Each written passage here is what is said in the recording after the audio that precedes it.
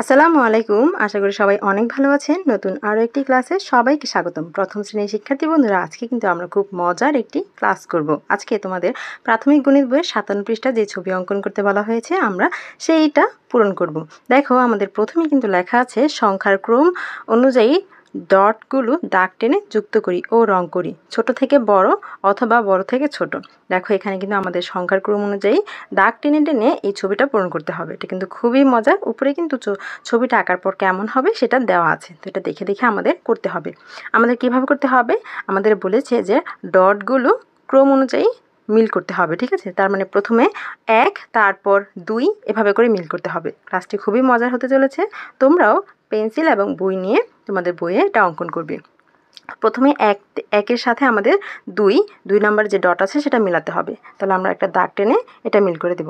এরপর 2-এর পর কত হয়? 3 কোথায় আছে? এই যে এখানে। তাহলে 2-এর সাথে 3 মিল করে দিতে হবে। তারপর 3-এর পর 4-এর সাথে মিল করে দিব। এরপর 4-এর পর 5-এর সাথে মিল করে দিব। 5-এর পর 6-এর সাথে মিল করে দিব। 6-এর পর 6 আর 7 মিল করে দিব। 7-এর পর 8, তাহলে 7 আর 8 মিল করে দিব। এরপর 9 আছে এখানে, তাহলে 8-এর সাথে 9 মিল করে দিব। তারপর 9-এর পর কত? 10, তাহলে এই যে এখানে 10 আছে, 9 আর 10 মিল করে দিব। 10-এর পর 11, তাহলে 10 আর 11 মিল করে দিব। 11-র পর 12, 11 আর 12 মিল করে দিব। 12-র পর 13, এই যে দেখো এখানে 13 আছে, তাহলে 13 মিল করে দিব 12-র সাথে। 13-র পর 14, এই যে 14 আছে এখানে, 13 আর 14 মিল করে দিব।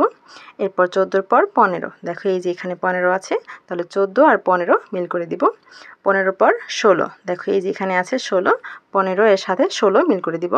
এরপর 17 আছে কোথায়? দেখো এই যে এখানে, তাহলে 16 আর 17 মিল করে দিব। এরপর 17-র সাথে 18 মিল করে দিব। 18-র পর 19 আছে এখানে, 18-র সাথে 19 মিল করে দিব। 19-এর পর 20 মিল করে দিব। দেখো, চিত্রটি কিন্তু আমরা কমপ্লিট করে ফেলেছি। আমরা ছোট থেকে বড় ক্রম অনুযায়ী ডটগুলো মিল করেছি। তোমরা ছোট থেকে বড় করলেও হবে অথবা বড় থেকে ছোট করলেও হবে। বড় থেকে ছোট করলে প্রথমে 20-এর সাথে 19 মিলাতে হবে, তারপর 19-এর সাথে 18 মিলাতে হবে, 18-এর সাথে 17 মিলাতে হবে, অর্থাৎ বড় থেকে ছোট মিলাতে হবে। তো মিলালে এভাবে করে সুন্দর একটি ছবি পাবে, একটি ঘোড়ার ছবি পাবে।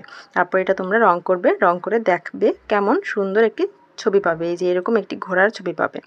তো তোমরাও এইভাবে তোমাদের বইয়েতে সুন্দর করে রং করে ফেলো এবং প্রথমে দাগ টেনে মিল করো, তারপর সুন্দর করে রং করো। আশা করি বুঝতে পেরেছো। দেখা হবে পরের ক্লাসে। ততক্ষণ পর্যন্ত সকলেই ভালো থেকো, সুস্থ থেকো। আল্লাহ হাফেজ।